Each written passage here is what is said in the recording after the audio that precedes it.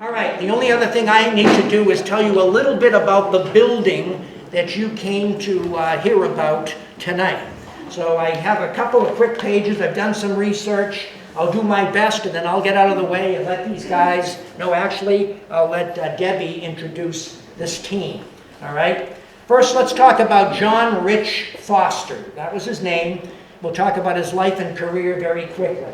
He was born in Vermont, and he ended up in the clothing business in Clinton.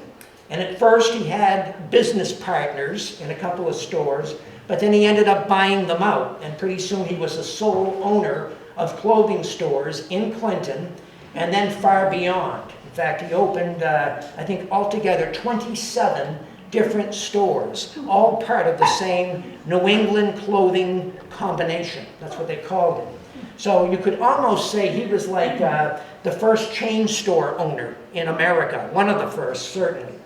So he and his wife, his first wife, Delia, kind of interesting the way it came out, but he never really left Church Street. All right, when they first got married, they lived in the Clinton House Hotel, which is down on the corner of High and Church, where the Mediterranean food restaurant is, right there. The Clinton House was where Mark Twain visited, a very, very popular place, and that's where they first lived.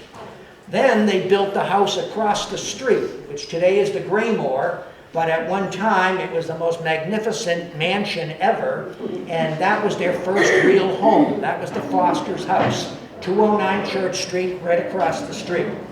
Then they moved up the street to the beautiful house on the corner, which is our today's Senior Citizen Center. And then after Foster's death, his second wife built another home about 2 or 3 doors up from our senior center today. And she lived on Church Street. So this span of 50-something years, they never left Church Street. So Foster was a very, very wealthy guy, obviously. But I'd say he had a very sad life altogether. He and Delia had 4 children, but only one of them, Richard, lived to adulthood. Harry was one of his sons. He lived till he was 6 years old. 2 more babies, a girl that was unnamed and a boy, Robbie, both died as infants. So they both ended up dying, the mother and father, in later life, obviously, of various diseases or whatever, but the newspaper said both of them died of melancholia, which is kind of a sadness and depression, that kind of thing, and certainly couldn't blame them for the kind of life they had. But he was very, very rich, but again, it shows you that money isn't everything. As to the building, the Fosters moved into the house in July of 1881, the home we're talking about right now. But only 6 years later, Delia, his wife, passed away. She was 51 years old, and her funeral was held in that house. 2 years later, Foster married his second wife, Catherine, but then he died about 8 years later. So his funeral was one of the largest in the town of Clinton, and it was also held in that house. By 1904, Catherine sold the house and moved to her new home just up the road, again on Church Street. The kind of the weird part of it all is the history books all say that Catherine is the one that sold the house to Dr. Bowers, who was looking for like a rest home or nursing home to have people live there. But we have some documents that show somebody by the name of Alban Burbank was the owner in between there for a short time. And we know nothing about him, and no history book mentions his name at all. And yet we have a document from online that shows him, shows Mrs. Foster signing the house over to this Alban. Bowers did end up with the house, and he assumed the mortgage. You ready for the mortgage? $7,500.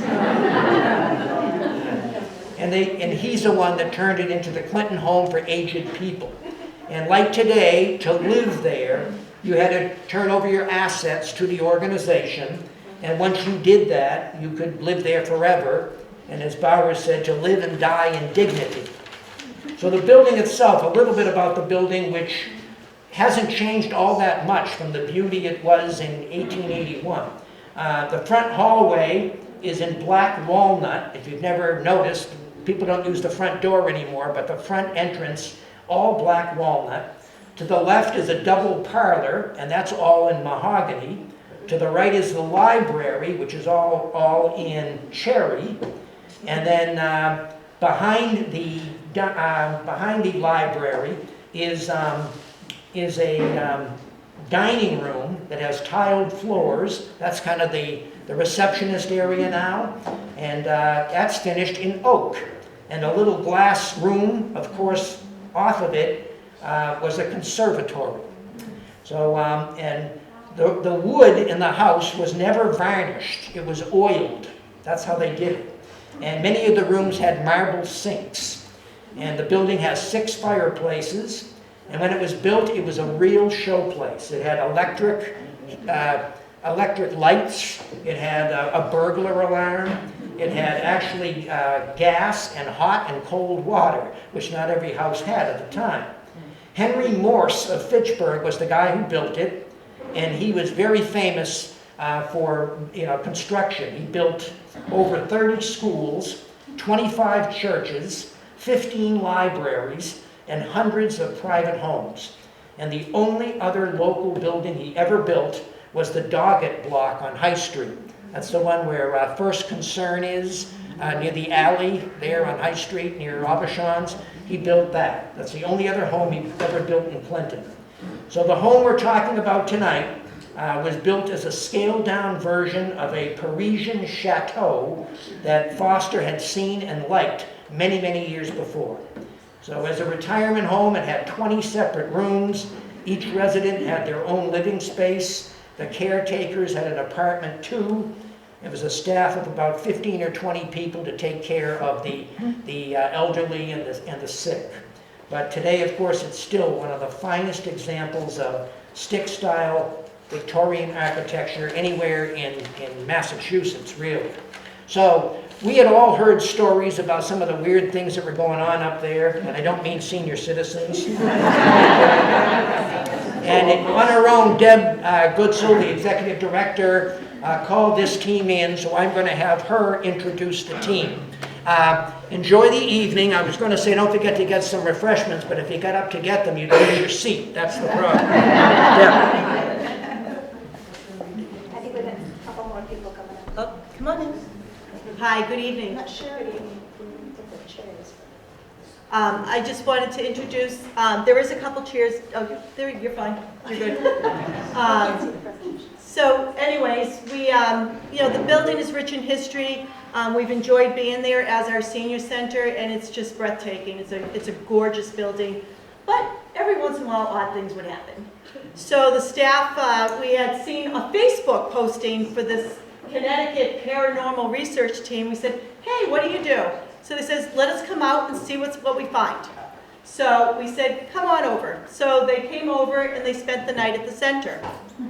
No? What did they do? No. Oh. Sherry shaking her head, no.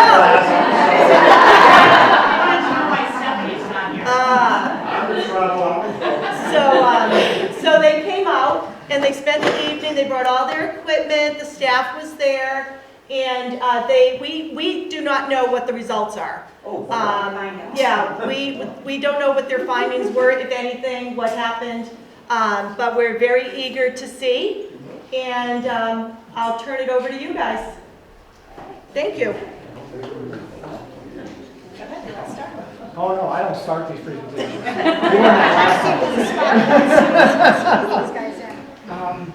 I just want to dim the lights down a little bit.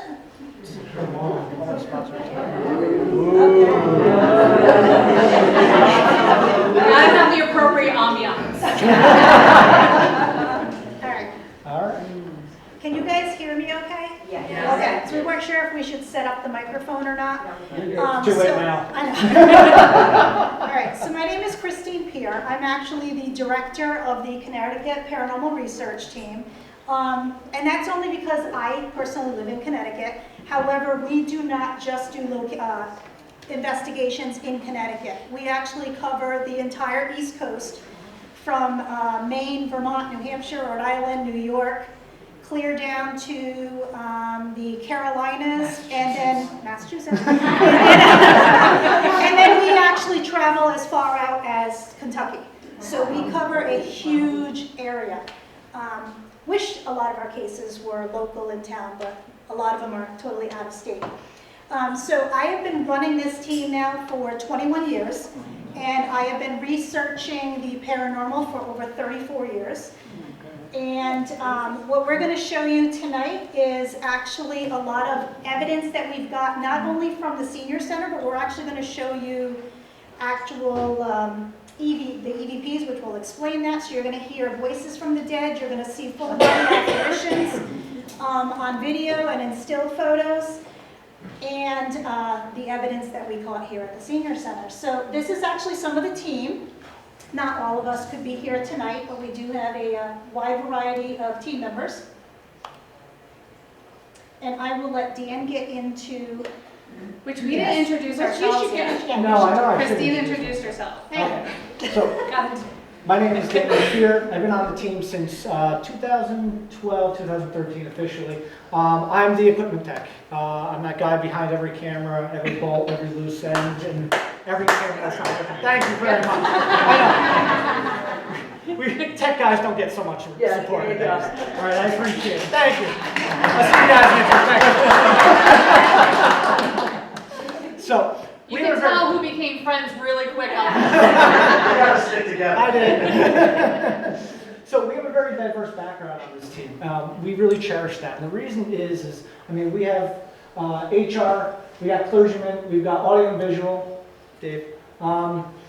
We've got insurance, we got, how do I say it again? Animal DMV? It's... Doctor of Veterinary Medicine. Thank There you. you go. Kelsey, who's a current student, and then we got a retired journalist on the team as well that just came on. All this background makes a lot of sense when you see the team as a whole, and especially if you get to work with us. Working with us is kind of an interesting thing. Let's just get into that. The reason is because we actually have people that don't believe on our team. We kind of look at it from a very technical aspect. We have believers, we have people that are interested in the field, and we have people that actually want to experience stuff. So if they are going to believe something, they want to be able to experience it themselves. Those that do get to do that and get to actually see full body apparitions or actually hear disembodied voices themselves, they're quickly turned, obviously.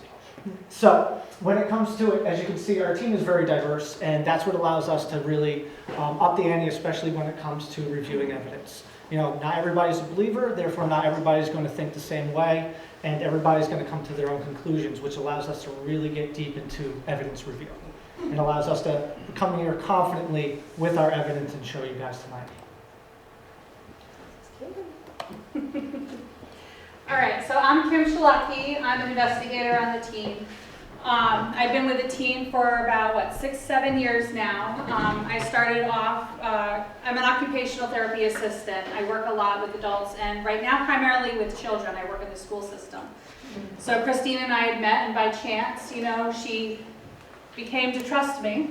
We became really good friends, and then I ended up on this team, which has been absolutely amazing. And like Dan says, we do have quite a diverse, and it really makes for some really great conversations. So there's two types of hauntings, all right? So the first one we're going to talk about is residual. So residual is kind of like something that's played over and over again. It's not intelligent, it's not a haunting or anything that you can communicate with. There's a belief that buildings or areas can absorb that energy, where it can be something that was really happy that happened, or something very tragic or sad. Those memories kind of stay, almost like a tape recorder that just kind of plays over and over again. So like for an example, there was a woman that we used to work with out in our area, out in Moosa, Connecticut, and every Thanksgiving, there would be this little old lady who would come in with an apron, just doing this with her hands, just peeking around the corner while she was making Thanksgiving dinner for her family. This is the only time she ever saw her. There was no communication with her. And it was the same exact thing every time. It was just that playback. So the other type is intelligent haunting. Those are the hauntings that really kind of get us going and trying to communicate. So we will use flashlights, we'll use tape recorders to try to get EVPs. We'll use our video cameras, anything, and we use some of our equipment, which Dan will get into further.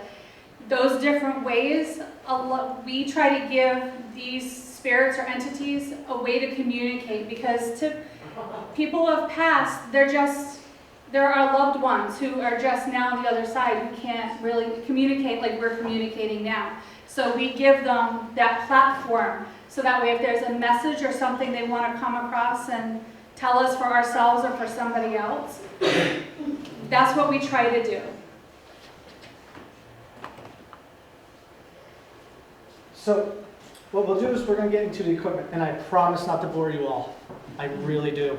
So what we're going to do is we're going to talk about the two types of equipment we have. We have audio and we have visual. Audio-wise, as you know, standard voice recorders, handhelds, you guys might use it in meetings, you might use it in classes. Just standard ways that we can actually record ourselves asking questions, listen back, and have vocal responses. We also use these particular types that actually we can live listen to. So it actually saves us the time of actually having to listen to it later, because we're actually able to hear it in current time. We also have the DVR system that, as you can see, it captures through the video cameras. We have infrared. We got what they call full spectrum, allows you to see the most aspect of UV light and all possible light. We also use digital voice recorders, which I already talked about. That's why I'm at digital cameras. And we use sensors and meters equipment. These are types of equipment we like to use together as a whole. What we want to do is we don't just use one piece of equipment, we use multiple at a time to be able to justify what we're seeing, what we're interacting with. So we've got the standard K2 meter, as everybody's seen, Ghost Adventures, Ghost Hunters, and so on and so forth. They all use these equipment. We also have, which some of you may have seen as well, what we call Raggedy Ann. And Raggedy Ann actually has that K2 meter built into it. The reason why we use that is because if there's a location that has a child spirit is not going to want to interact with a guy in a beard and holding a flashing light. All right, we put that in front of the camera, and we either ask questions and let the spirit interact with the doll, or we set it in front of the camera, and then we'll actually set a recorder next to it asking questions, and then another recorder, obviously, recording the session. You don't have to be in a location, you don't have to be physically asking a question in order to get EVPs. It is possible to record yourself asking questions, putting that recorder into a room, and then having another recorder record what's going on or any responses. There's also the MEL meters. We call these multimeters. The reason is because no longer do we have to carry 3 or 4 types of equipment. They actually have these 4 types of equipment built in. They have the K2 meter, they've got a digital thermometer, and in this case, also a digital EMF display for electromagnetic frequencies. And then we've got, which everybody I'm sure played around with in high school or college, little laser pens, or with cats and dogs, because that's fun. The laser grid is actually really interesting. You can use it in many different ways. A lot of times we use it pointing down the hallway, and that way allows us to see the types of motion that's going on with the hallway. If there's any spirit that goes in front of it, a human being's, when the laser grid hits human beings, you'll see the dots on the person's hand. But when a spirit walks in front of the laser beam, they actually absorb that light. So they'll actually turn into what looks like a black mass coming out of, say, the hallway. That's just one example to it. Unfortunately, we don't have ours here today where we can give a quick demonstration. But we use these types of equipment, like I said, all together, whether it be meters, audio, visual, recordings. You're going to see a lot of the videos tonight with many different types of equipment in them. And we use that to justify each. We just make sure that every bit of our equipment is either calibrated right, working correctly. And then if multiple meters go off or we have multiple types of devices, it allows us to say, hey, you know what, you've been playing with this device, can you make this device work? And then it's a command question. So, and then we run into our experimental devices. These devices have been out in the industry for a while. They were made specifically for paranormal investigating. The Ovulus, what it does is that it registers EMF fields around it, and based on those EMF fields, it has numbers related to words. So if a number comes back as 6 in the device, 6 could be, cat, it'll respond and actually verbally say cat. The SB7 ghost box, I'm sure we've all seen that on the television shows, that runs through the white noise, and the communication-wise through that is that they can communicate through either the white noise through the device or the actual energy that's coming off the speaker itself.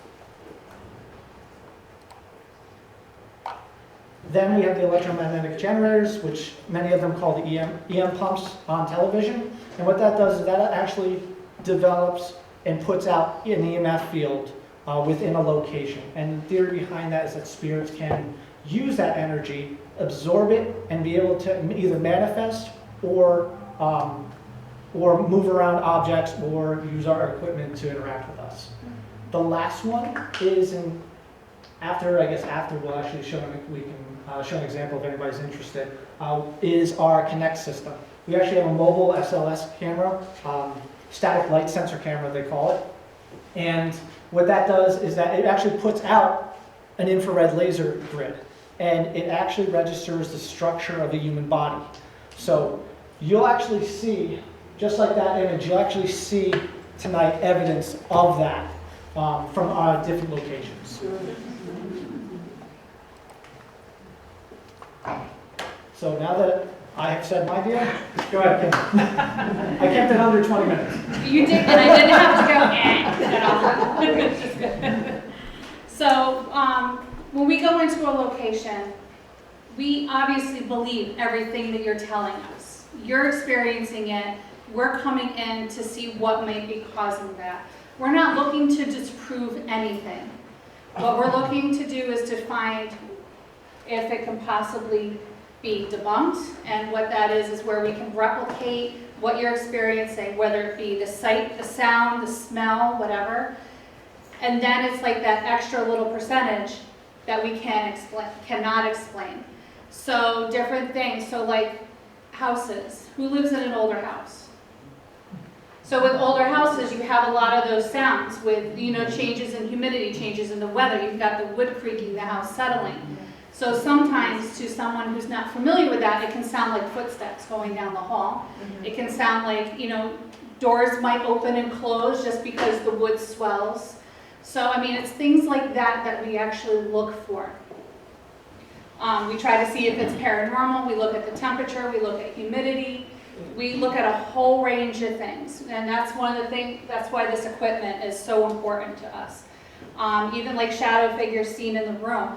A lot of times, it could be a car going down that you've just never noticed before. Light plays, whether, with the rain, there's different things that we don't normally notice on a day-to-day. And then we'll be like in the midst of something, all of a sudden, it'll look like a shadow figure going by, and it could be just a car going by. So we'll replicate a lot of things. We'll do all sorts of experiments to see if we can recreate what you're seeing. So we're actually going to talk about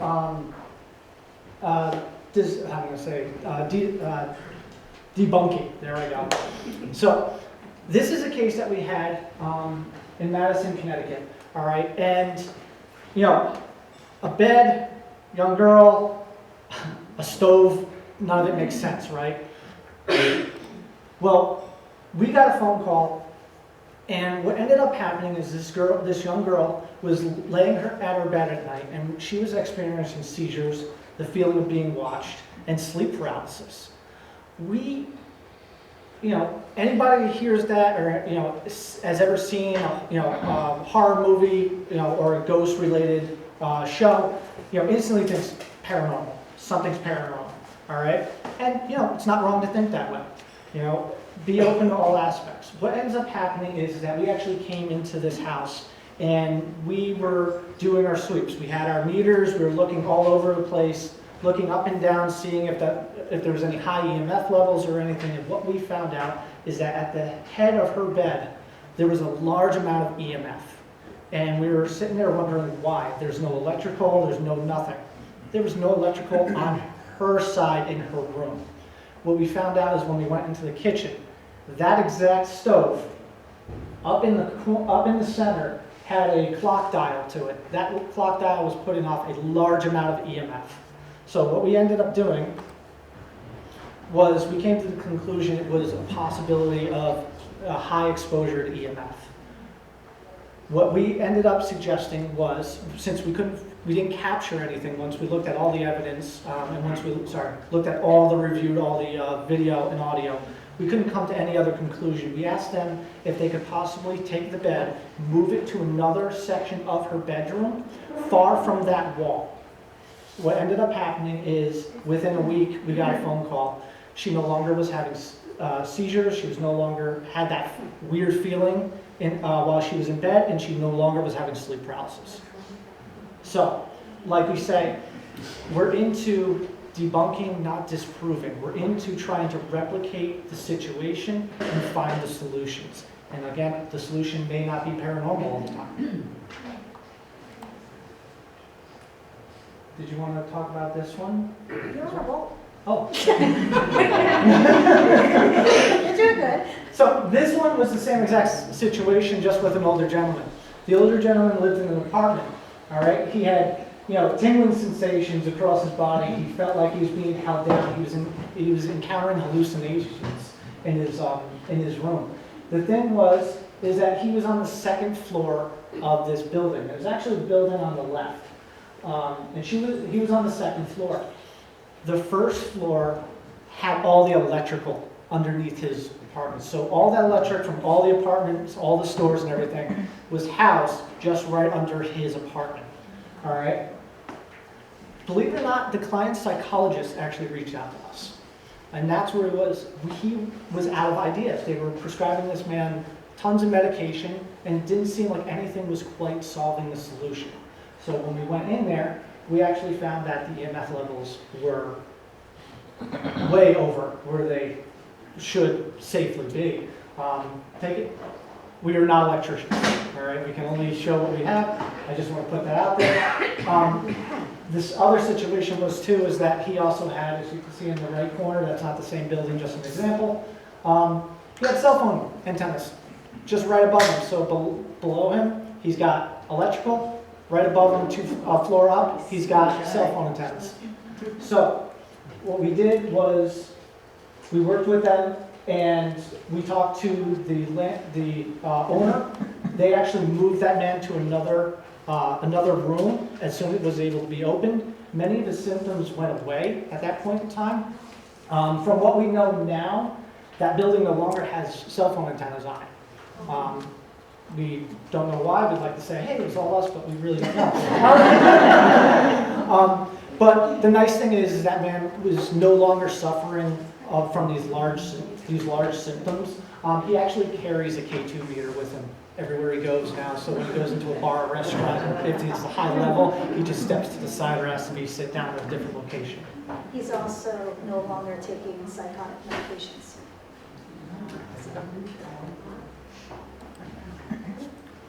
So who's ready for some evidence? Me. All right. Back with another person? Okay, so this one here was actually taken at Greenwitty Cemetery in Burlington, Connecticut. We were actually working with the local police department in Burlington to investigate because they've had a lot of complaints of people seeing a woman walking the road carrying a lantern and then vanishing.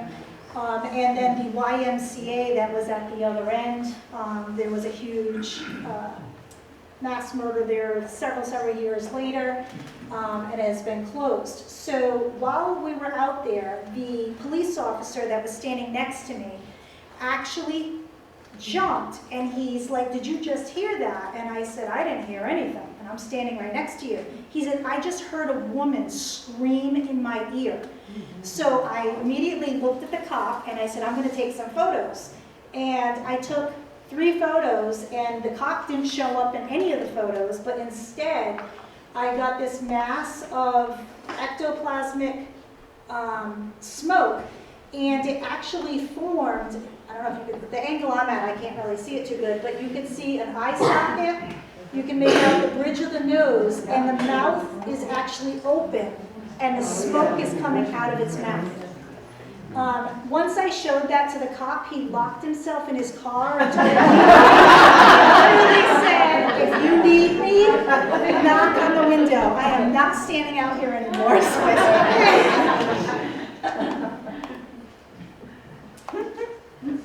Now this one here is actually, this one was rather interesting because this is a horse, it was an Arabian horse farm that had burned down to the ground in Lebanon, Connecticut, and all of the horses perished in the fire. So the entire farm obviously went into like a foreclosure, and it sat vacant for some years, and then somebody ended up picking it up, and they decided they were going to restore the building.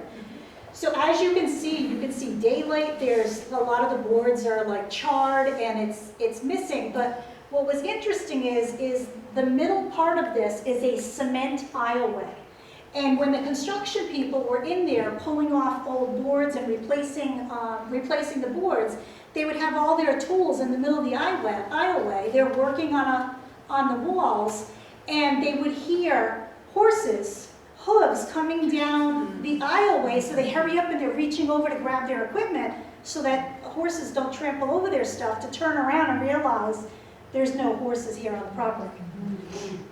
So we ended up going there, and we actually caught this apparition of an Arabian horse that walked out of one of the stalls that was burnt. And you can actually see the head in the top with its neck coming down. I don't have a little pen leg. And its front legs bent out. And then you actually can see the bright orbs right in the center of it and right above it as it came out.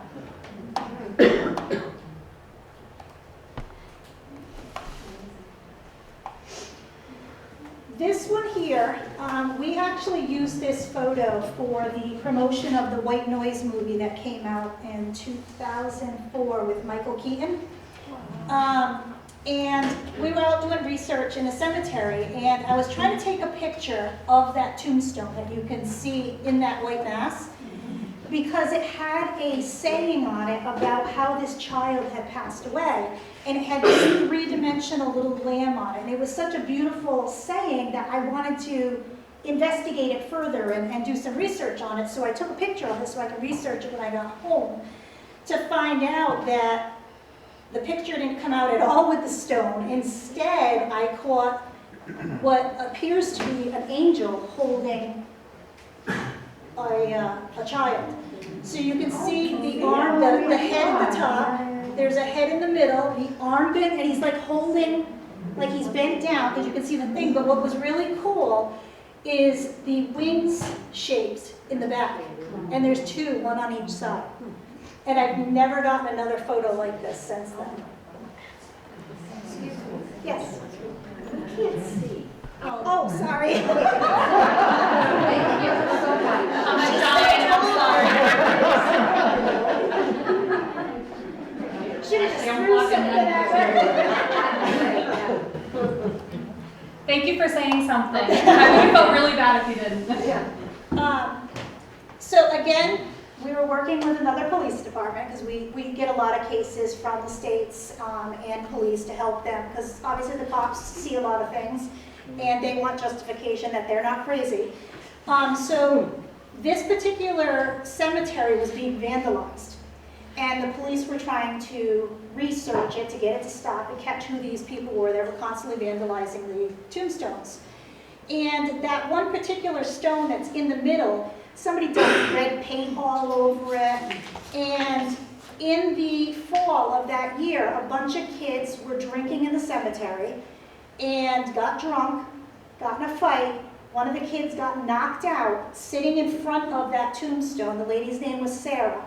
and actually froze to death. And he died in that cemetery.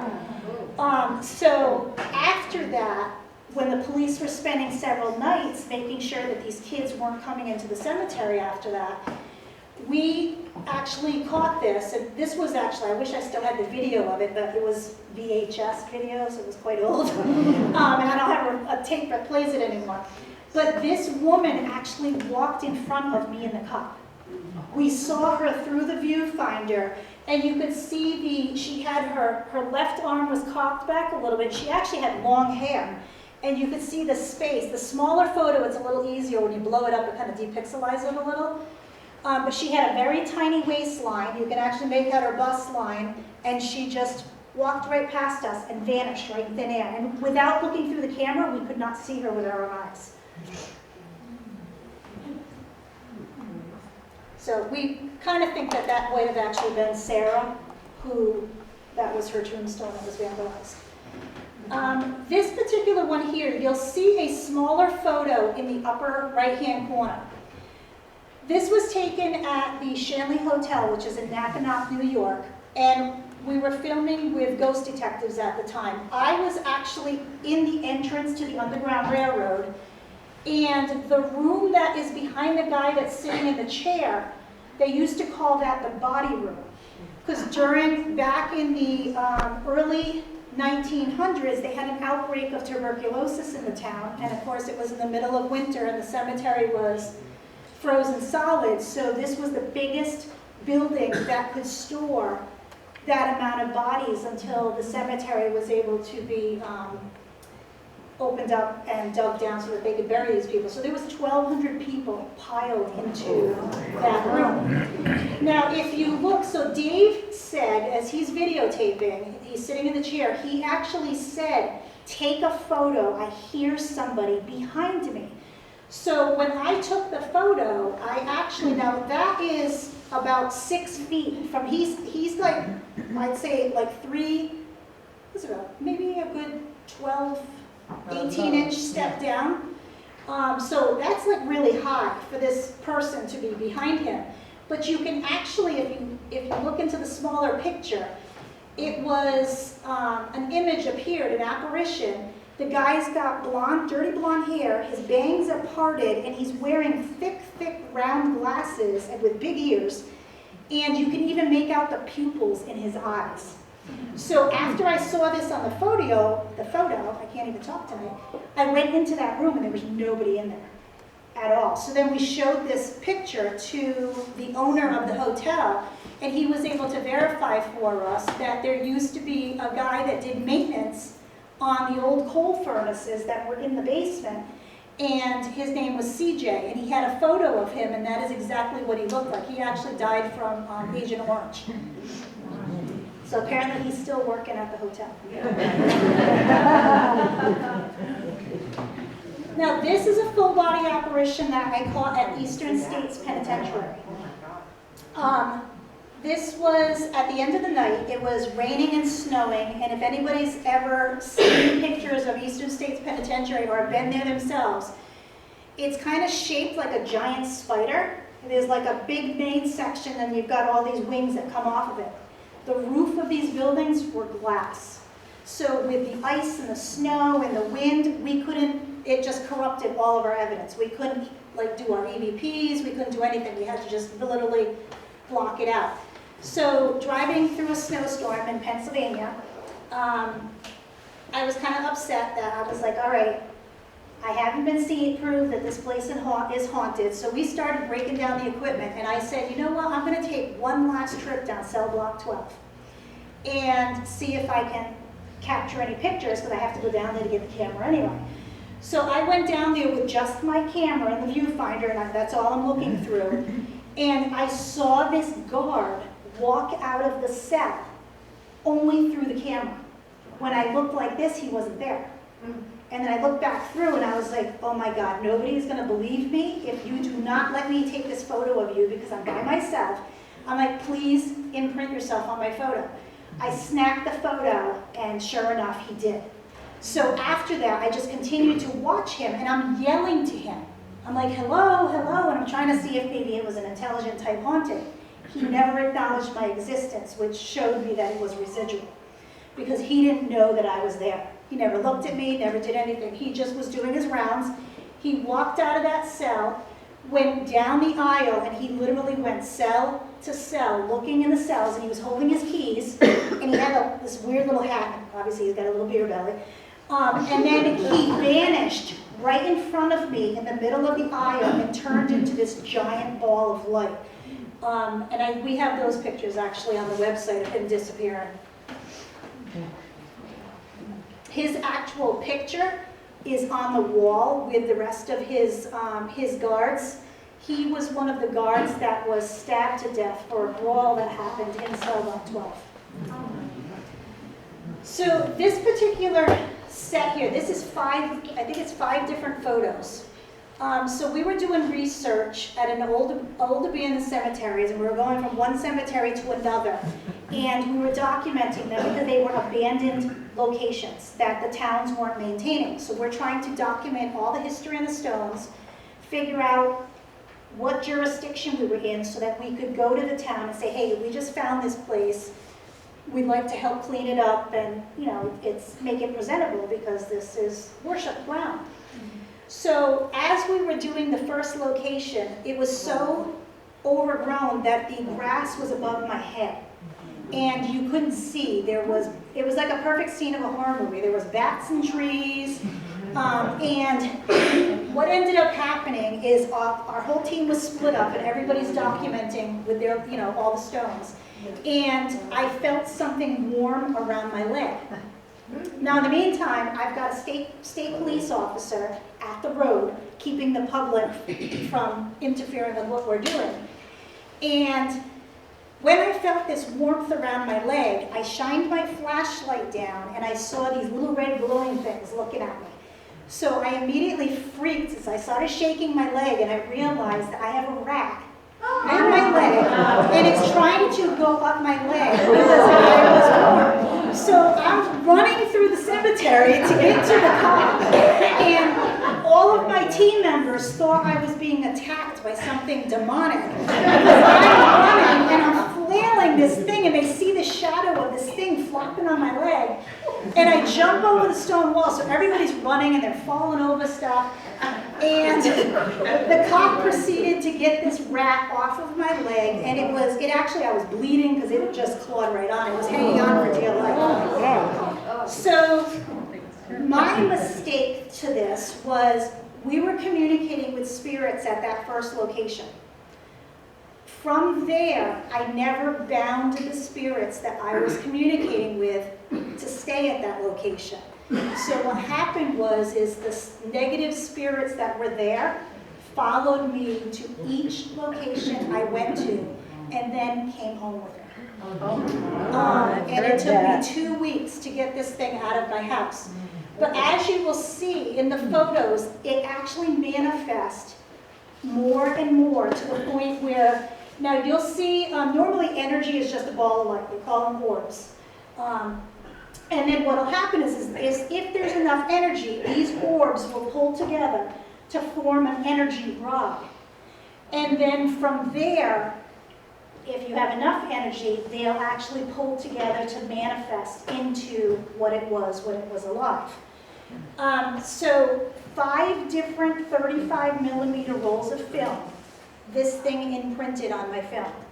And of course I didn't know it until I dropped all the film off and went to pick the film up, and the lady's like, you've got to explain this stuff to me. But I did have my Olympus camera analyzed, and the film was sent back to Kodak to rule out that there was nothing defective with the film or with my camera, and they could not find any explanation as to what this was on my thing. So if you shift to the next photo, Dan, you'll actually see it's getting closer and closer. Now this thing is like right in my face because it's not letting me take anything. I was taking pictures of tombstones, and you can't even see tombstones in behind me. And each time, notice the pupils are actually changing and it's starting to show a face. And there the pupils actually dilated. You'll start to see smoke forming in the corner. I guess we don't have all 5 of them up there. No. But they are on the website if Yeah, you want it to is check it on out. the website. But yeah, this thing was so strong that it actually used to turn on toys in my daughter's room that didn't have batteries in them. And it would make a beanbag doll that had a beanbag body with plastic feet and plastic hands, and it would stand up by itself.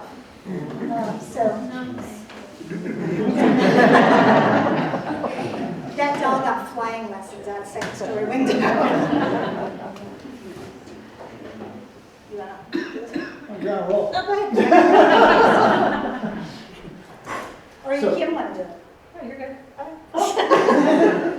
This is why we all get along so well. So, now we're going to actually look at a few EVPs, all right? EVPs are electronic voice phenomenon. These are sounds that are printed onto our devices, our audio devices.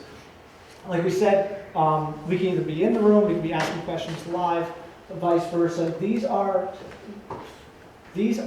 what I like to say, voices of people that are not part of our team and people that are not part of the investigation.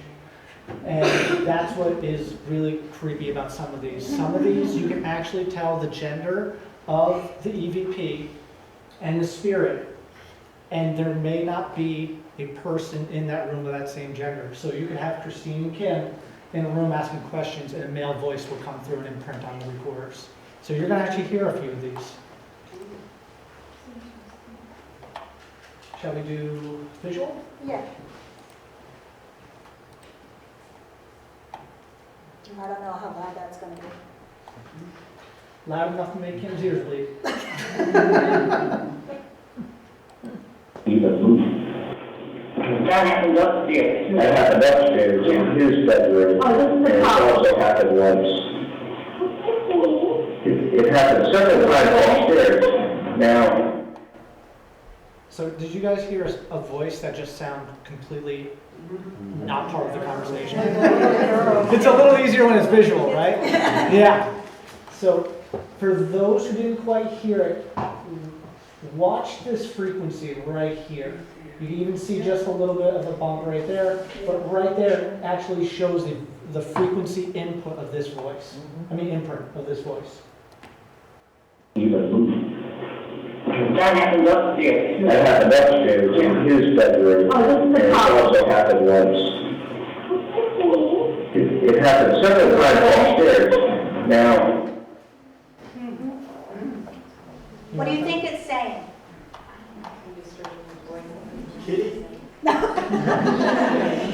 We actually, it was kind of a toss-up.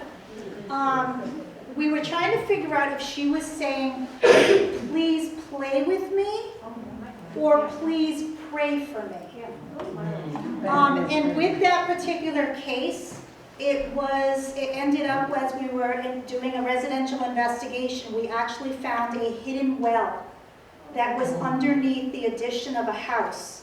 And there was a remains of a little girl that was found in that well that had been missing from the 70s. So we solved a missing child case. So it ended up turning into a police investigation after that.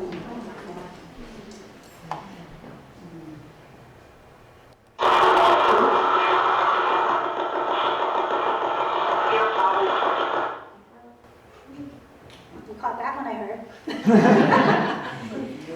That actual case was using the SB7. So you hear the white noise clicking through. And what was with this one is it actually did not break the frequency in the SB7. It literally imprinted itself right onto the recorder that was right next to the SB7. So you never hear that break in the SB7 at all.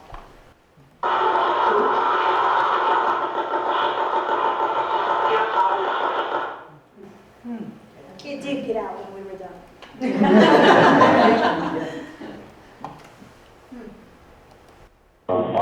later shifts.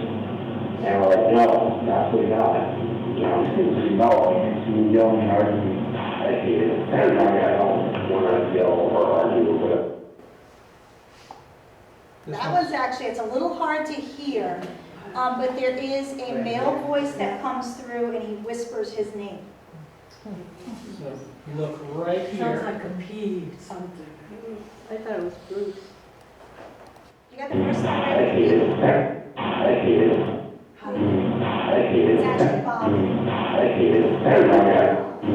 And we played that back for the homeowner, and her uncle had passed away earlier that year, and his name was Bobby. So he was letting her know that he was still there.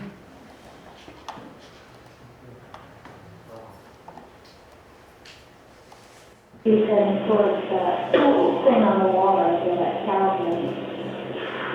Now, yeah, I know, it's 54, page 54. Flash. It's so cool. Now that one is right in the middle where you see all of that deep purplish area right in there. We had an object that moved across the table. And of course, sometimes you don't always have the camera in the right location at the right time to catch it. So we were trying to get the object to move again. And what ends up happening is this spirit it took them so much energy to move that object that it was straining its voice to let us know that it can't do it. Like it was trying to even let us know it can't do it. But if you play that, He said, of course, that thing on the wall right there, that talisman. Now, yeah, I know, it's 54, page 54. Flash. place can't It's do so it. cool. And nothing did happen the rest of the night on that one. Where are you? Okay. Is that your saddle in the other room?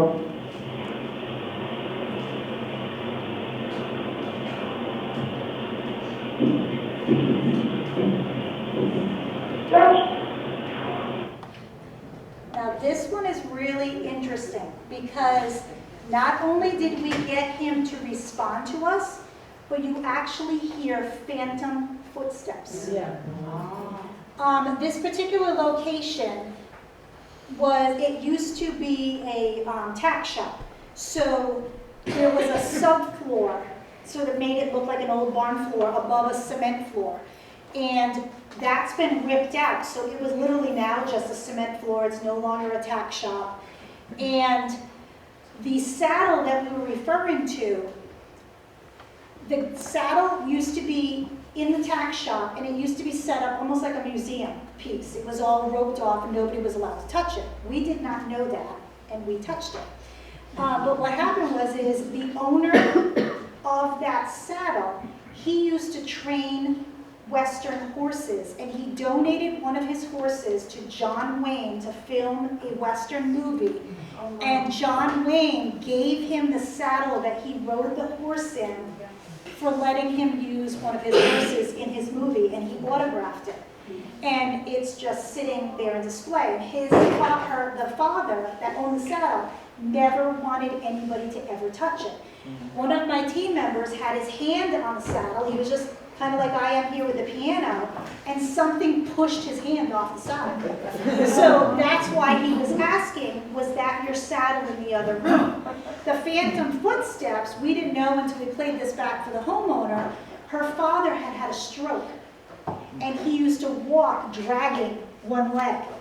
So you hear one leg, drag, one leg, drag, and then you hear him say yes. Is that your saddle in the other room? Listen to footsteps.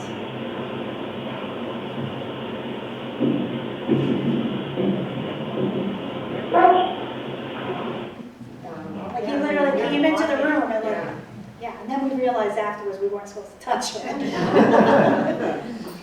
Sorry. I thought it was growling, that was just freaking creepy. It was grass, probably gone. That's my body, wild animals and humans, what that? I don't think. Did you catch where that one was? No. So a little background on this particular case. We ended up investigating a piece of property that was turned over to the state of Connecticut. They were going to turn this home into a home for sexually abused boys.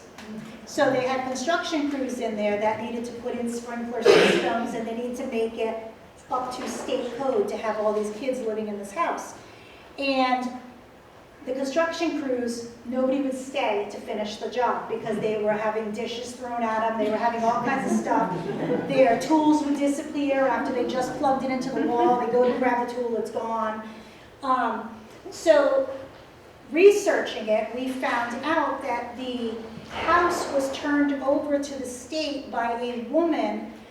Her and her husband were professors at the University of Connecticut. She had wanted a divorce. She was having an affair. He didn't want the divorce, and he ended up blowing his brains out in the house in front of her, telling her that before this happened, that he was going to haunt her for the rest of his life and she'll never be able to get rid of him.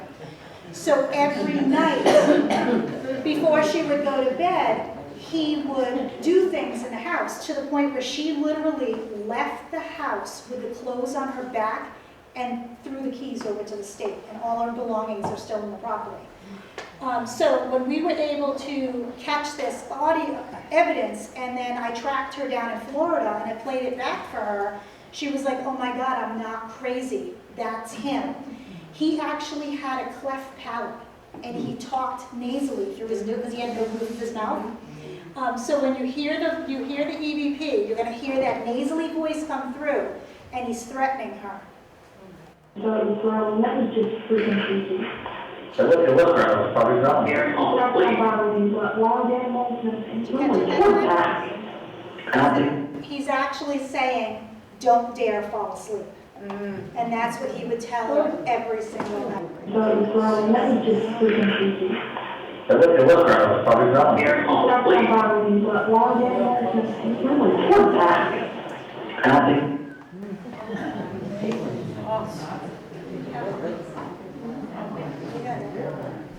Turning this one down. That was really blasphemous. Yeah. So this one was taken at Rolling Hills Insane Asylum in Bethany, New York. And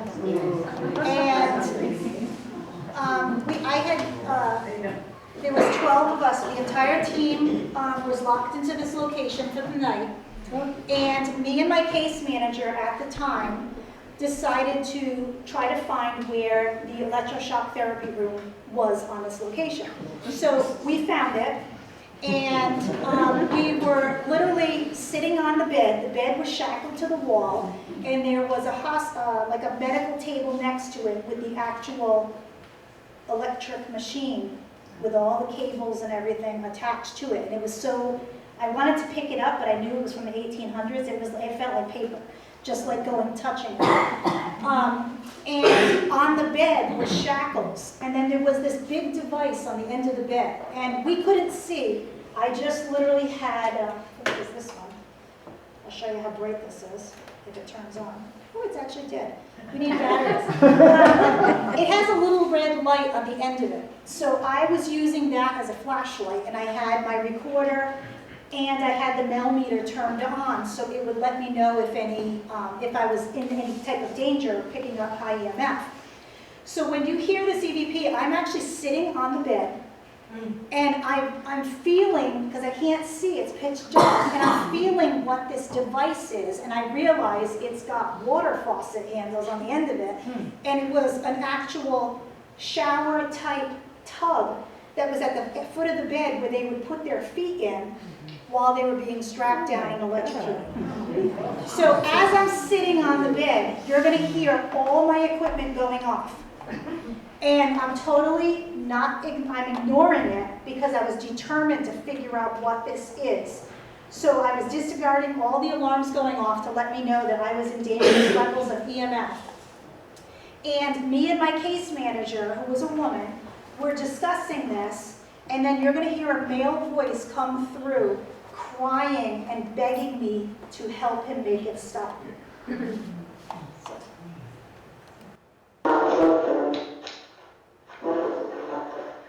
Just doesn't make any sense. Why is it facing backwards? It's a shower.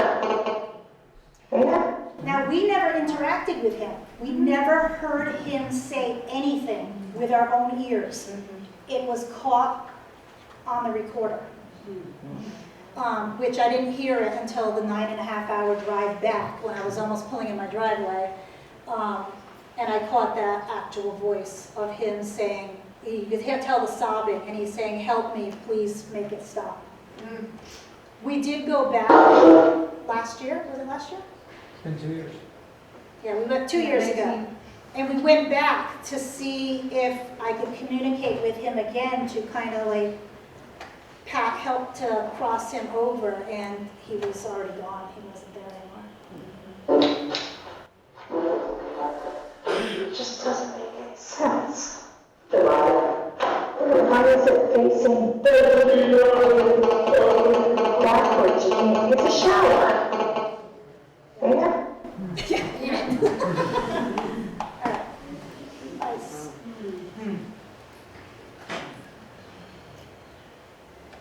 Some of those I don't think you can really hear, do you? This one. The bottom one is the one I want to put. You want to sit right at the bottom one? Yeah, go right to the bottom All one. right. Kim, do you want to explain this one? Yeah, I would love to. So, this recording took place at a restaurant called Grill 37 in Pomfret, Connecticut. It was at the end of the night, and we were in the process of getting ready to break everything down.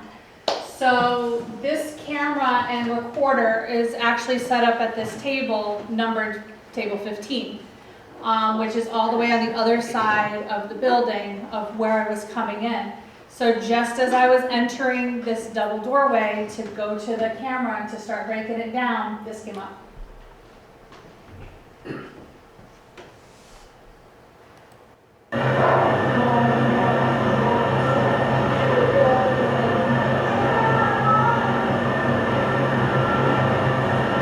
Did you guys hear that? This still gives me chills. I'm a sucker for a kid. I mean, I work in the school system now, and my specialty is working with children. They called me at 10:30 at night. Well, I only live like 15 minutes from them, fortunately. They called me at 10:30 at night. Kim, you've got to hear this. Can we come over? So they came over, sitting in my kitchen. I was just brought to tears because the thought of this child saying, did anyone pick up what it said? Play it again.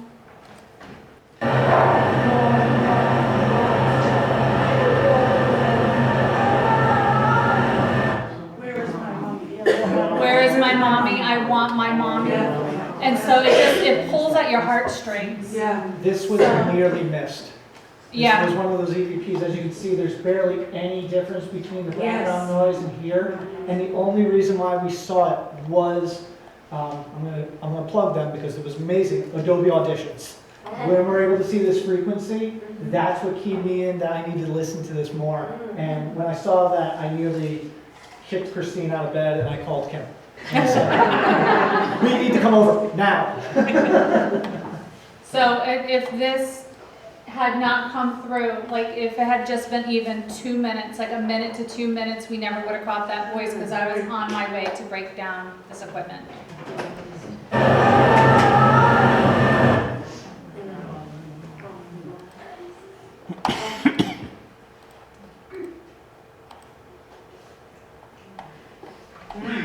So this is the Connect system. We're going to kind of go through the next few slides fairly quickly, but this is the handheld Connect system. This was actually, I think, what, less than 3 minutes after we actually turned it on for the first time? Right. And we ended up going downstairs in the basement of this location called the James House. If you look it up, New Hampshire? Yeah. Yes. Portsmouth, New Hampshire. And if you look up, you can actually do your own investigations there. They do them every weekend. And we were in the basement, and what I want you to do is I want you to pay attention to this chair and what happens in this chair. All right. The audio is really low. It's not so much the audio. We do ask you to do a few things, but pay attention to what happens when we run this clip. Nice.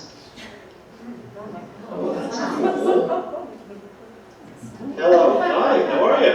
Ever sit like that? I'll wave like this. Can you wave back? Give me a wave. We're just saying hi. Put one arm up. Please?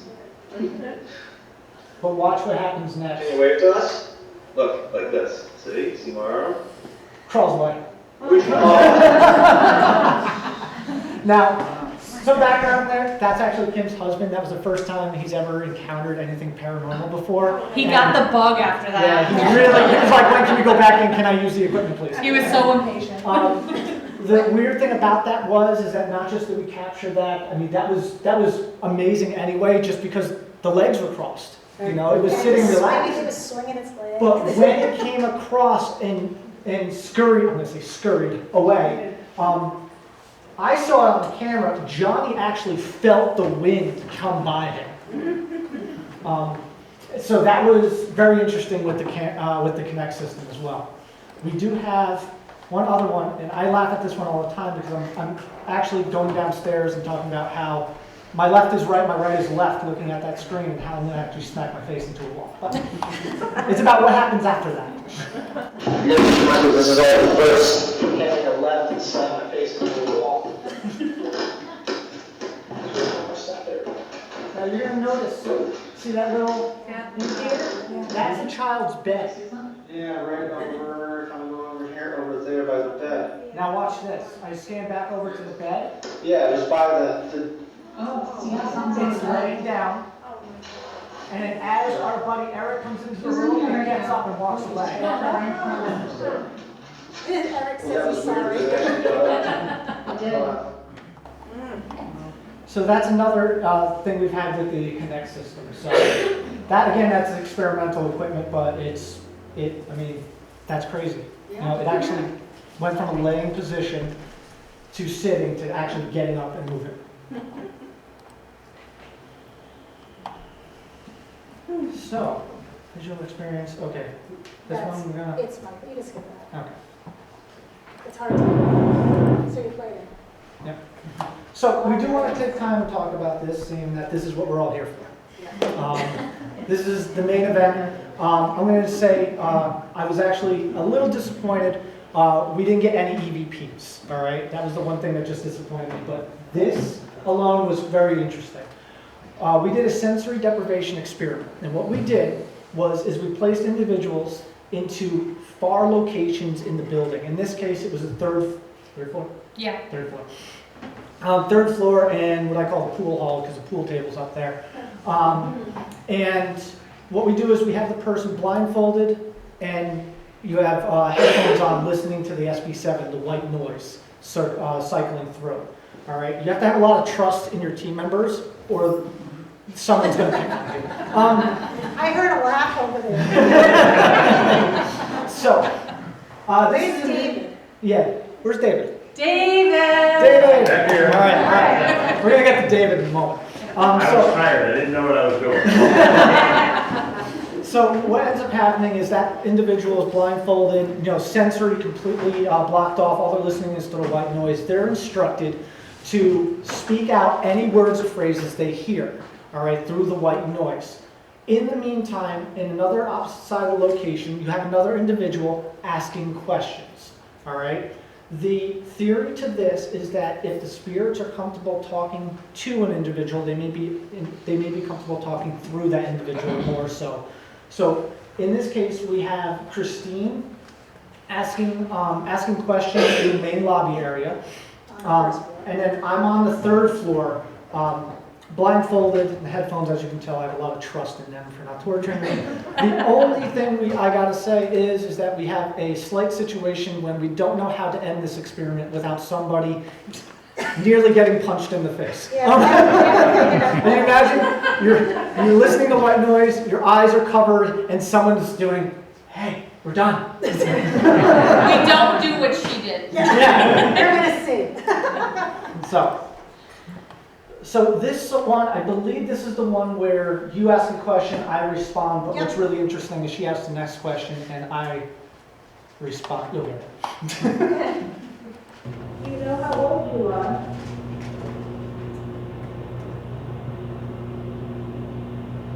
Yeah. Can you tell me your age? 2. Thank you so much. So with this, we have the DVR system down on the bottom, so Christine and Kim can actually hear my responses. I like doing these side by side because I don't know what they're saying. I have no clue. All I'm doing is I'm spitting out the words that I'm hearing through the white noise. And that one just made really a lot of sense to us. So this one was also very interesting because, as like I said, at the end of the experiment with me, my Christine comes up to tell me things are over. But before that happens, you're going to hear me respond, and then Christine just shocked. Well, I thought I was going to be attacked. So again, blindfolded, listening to white noise. I have no clue she's coming towards me. And that little light next to him, that's our Raggedy Ann. Stay there. And that's Christine trying to balance.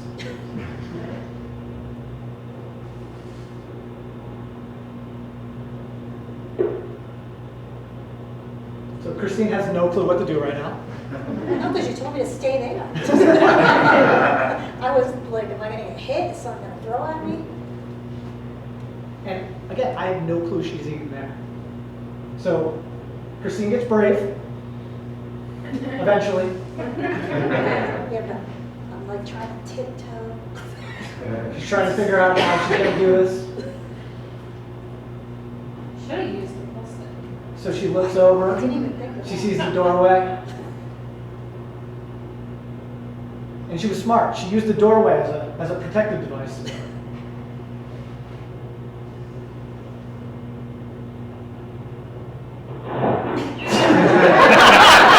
So we do have to figure out how to end these type of sessions. Oh, that's great. Maybe We're less. going to put this as a blooper reel.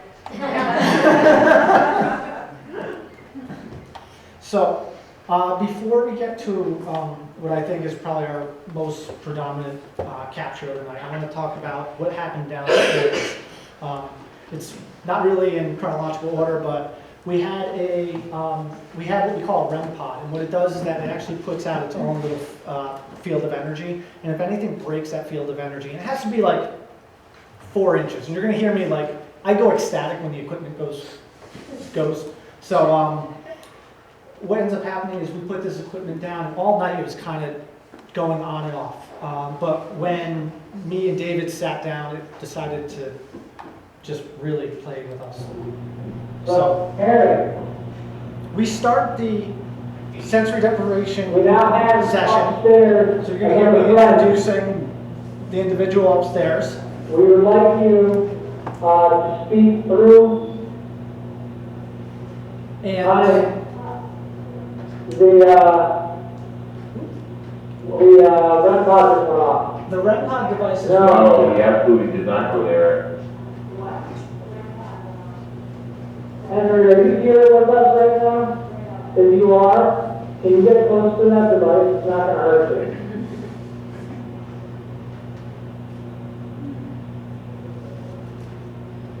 I would have been close to that one. No. Oh, okay.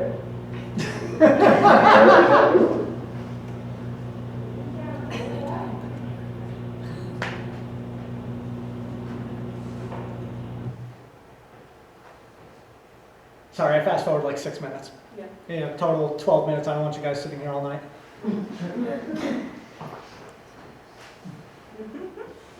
You move a lot. I can answer. You have to get.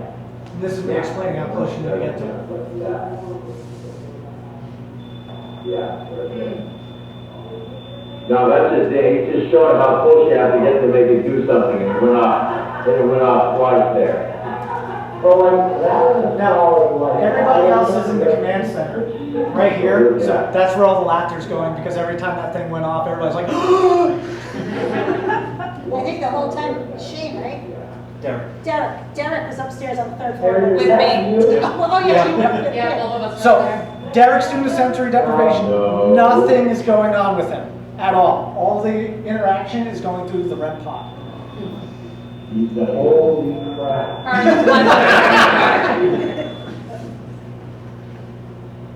Or one My verbal skills go out the window later tonight. Can you make that device go off again?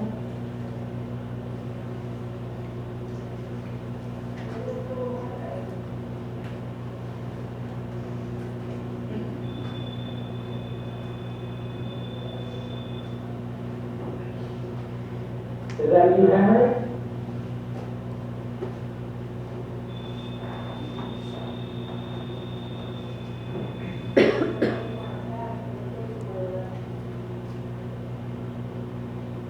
Henry, if that's you.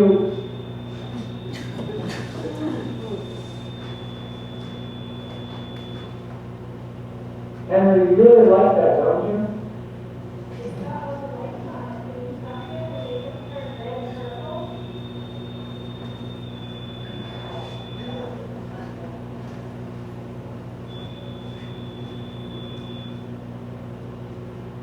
Now, the weird thing is that later on during the session, Christine says, can you go upstairs and go play with the music box? And as soon as Christine said, can you go upstairs and play with the music box?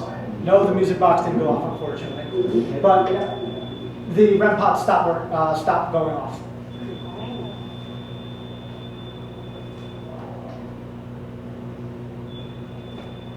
So next time you get to visit, say hello to Henry or Harry. I'm down near the. There's no way. Now, at the beginning of this There's investigation, no way. You've got to be 4 inches. when from we were that. there, setting all the equipment up, I actually heard, it was in the back staircase, there's another staircase that goes up to a small room that's kind of like hidden in between rooms, I guess you would say. And I heard a woman actually say hello to me, clear as day, like hello, and it came from that stairway. I went in the stairway and I said hello, expecting to see one of the staff members from the senior center coming down the stairs to greet me. There was nobody there. So of course, we didn't have the audio or anything recording at the point, we were still setting up all the equipment. And then we also heard footsteps upstairs, was it the third floor? floor. When nobody was walking around. Yeah, and also, go ahead. I'm sorry, where is this again? This is actually the Clinton Senior Center right up the road. So up on the 3rd floor, everybody was downstairs at this point. So now I'm going through the building, I'm shutting off all the lights. Nothing is here, because this is blocking me. So same area, so by this room at the top of this back stairway, I go to actually, there's a fire door right there. It was opened about that much. And the light switch is right there. It's going off. If we had been recording, the reaction was hilarious because I jumped back about 5 feet. I go to shut off the light, and through the other, I'm getting chills talking about it. On the other side of that doorway, all I heard was like a really long breath. And I actually used some very colorful language because it just, it freaked me out. But unfortunately we didn't have, I swear I'm gonna have to start wearing a GoPro as we set up. Because we didn't have anything set up at that point, because otherwise that would have been like a great catch. With both of you, before we walk into any location, I'm going to duct tape the recorder to you. Because it seems like that always happens to you. Yeah, I love yep, I know. So, what we're going to do here is, so, everybody here know David? Say hi, David! David's in the back, everybody. All right, he's a great sport, honestly. No, every single person that was with us that night was an absolute pleasure to be with. This was the most fun we've ever had on an investigation, so thank you so much for having us. Yes. That's you. So we actually asked, we needed a volunteer to do this experiment, and we kind of looked at David because he was so into the tech stuff. He's like, I'll do it, I'll do it. I says, but you're gonna have to be up there by yourself, blindfolded. He's like, blindfolded? And I was like, yeah. So he did it, he was a trooper, and we're gonna play his experience, and then we're gonna let you actually tell the audience So as a What side happened note, to you? we would never let anyone be a guinea pig without somebody there. So I was actually right in the emergency stairwell. So in case anything happened, we would never leave anybody by themselves. And then even if so, Christine's able to get to him in 45 seconds. Which you guys will see what goes on. But like we said, we make sure everybody's safe. And honestly, if we thought anything malicious was gonna happen, we would have never allowed anybody else but our team members to do this. But David's a great sport. He's always been at the location, so we figured if he's used to them, they're used to him, and well, here we go.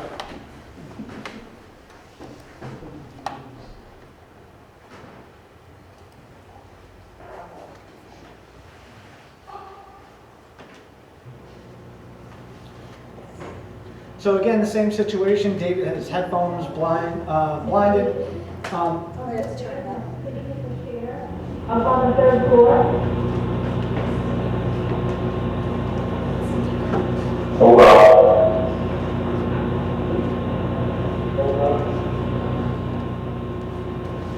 Are you busy?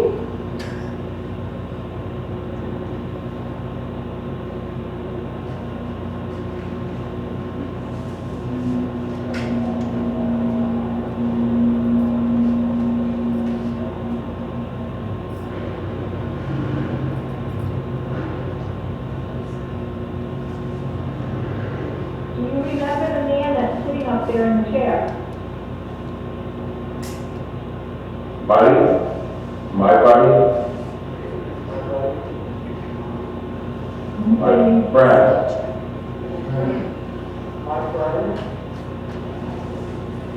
Are you the one that joked around with him and scared him that day when you threw the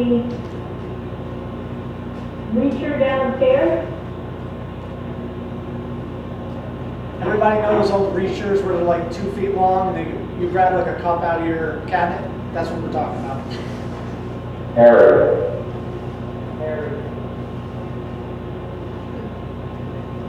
So Harry did it. Now keep in mind, Harry was one of the 6-year-old children that died, that lived in that senior center house. You guys know who Harry is?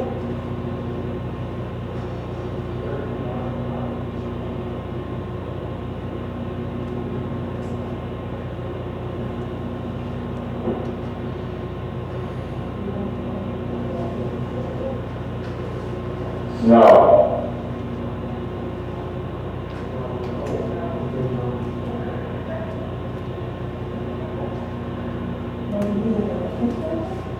Go with me. So is you where?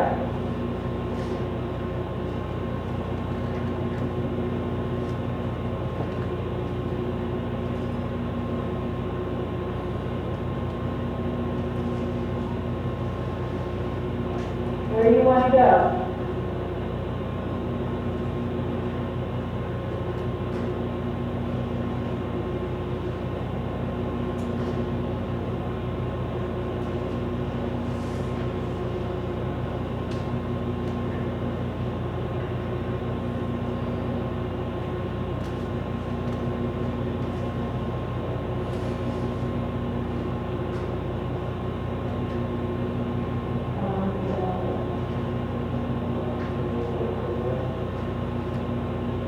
Run.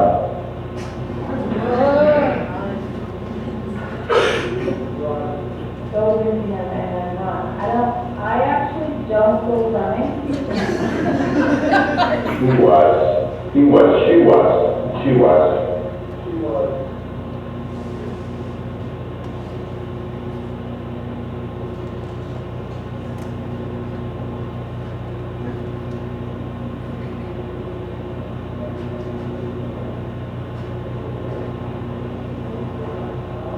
Well, maybe.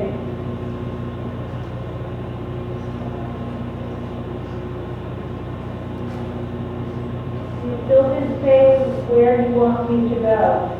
No. She was.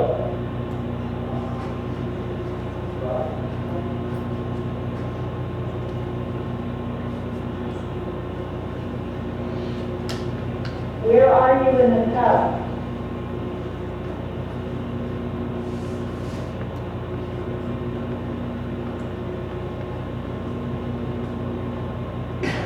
Oh.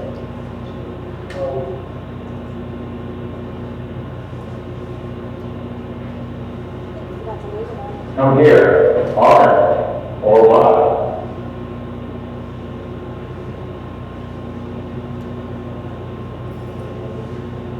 So the difference between my Where session are you? and David's session is the fact that we actually took this opportunity to put the Connect system on him. Unfortunately, we didn't capture anything. Go by him, next to I can't come him, to you, beside don't him. tell me where you are.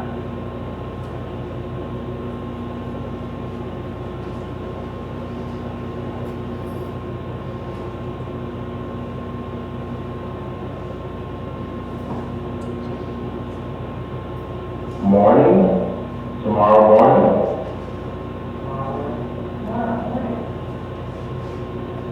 Go. Actually, it's mine. He's gonna do it. Is it time to leave?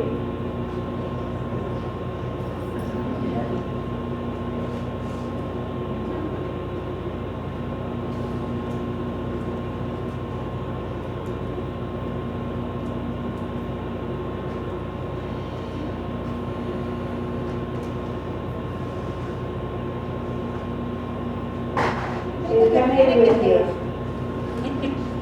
Sitting so still.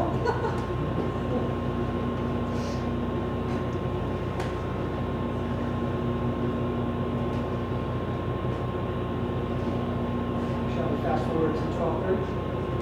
Yeah, this should be this thing, 'cause I don't think it says anything. Oh, wow. Oh, wow.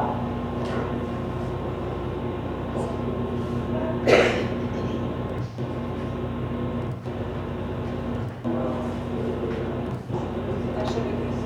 I can. Yeah, he was kind of at this point having a conversation with himself. We were trying to figure out our next step in the little area where the reception area was. Have we done it? So I will say this, the audio is going to go louder in the next minute or so, and then it's going to go straight down. Just watch for it. I got no other words for this, Dave. And pay attention to what is being said on the left side of the screen.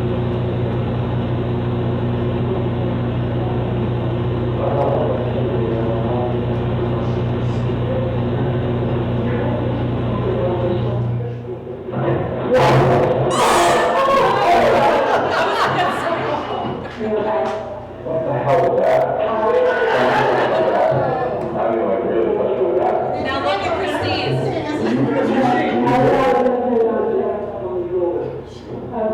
Oh my God.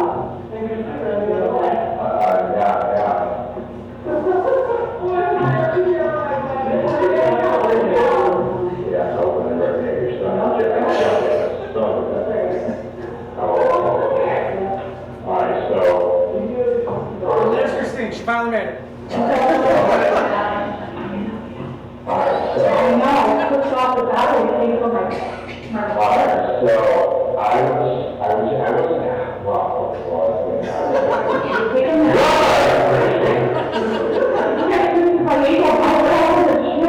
alright, so I was kind of like, yeah, I mean, I don't even remember, I mean, it's just like bits and pieces and stuff. Yeah. And then I was like leaning forward, and so this is what, it was just like someone, I just felt, just like that. It was just like this, is just what it felt, just a very light. I felt it go from like just above, just a little so. What?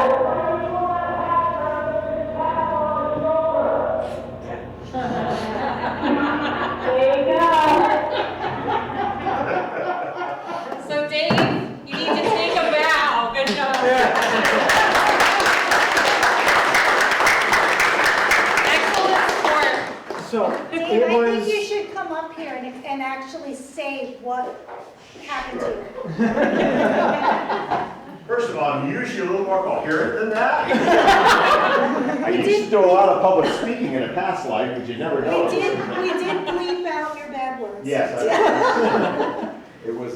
So you did not hear any of the questions that we asked of you? Absolutely not. I had no. In fact, this quite frankly is the first time I'm actually hearing the question and my response to that. It's just like, it's kind of like, whoa, that's kind of weird. So I have to give folks that don't know, I have to give a little bit of background. So I had been working at the senior center for a couple of years as a dispatcher and also as the tech guy up there. Frequently I'm there, as tech guys are, late at night, off hours, things like that. I'm not superstitious. I don't really believe in this stuff, so I'm a tech guy, zeros and ones, okay? It's kind of illogical, all right? You know, I mean, but nonetheless, I have this little ritual when I'm there alone, after sunset. I stay on the first floor or the second floor. I don't go to the basement.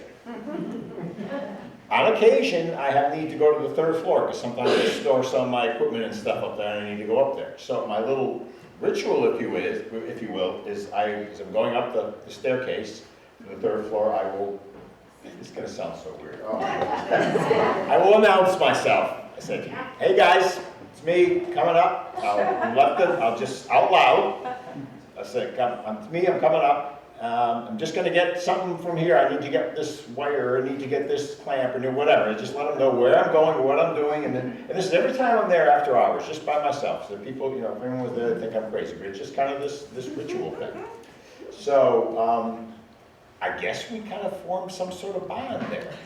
So they talked about the grabby thing earlier. Okay, so one time I was just about to leave the center and I remembered something on the third floor I forgot. And it was in the wintertime, so it was dark early.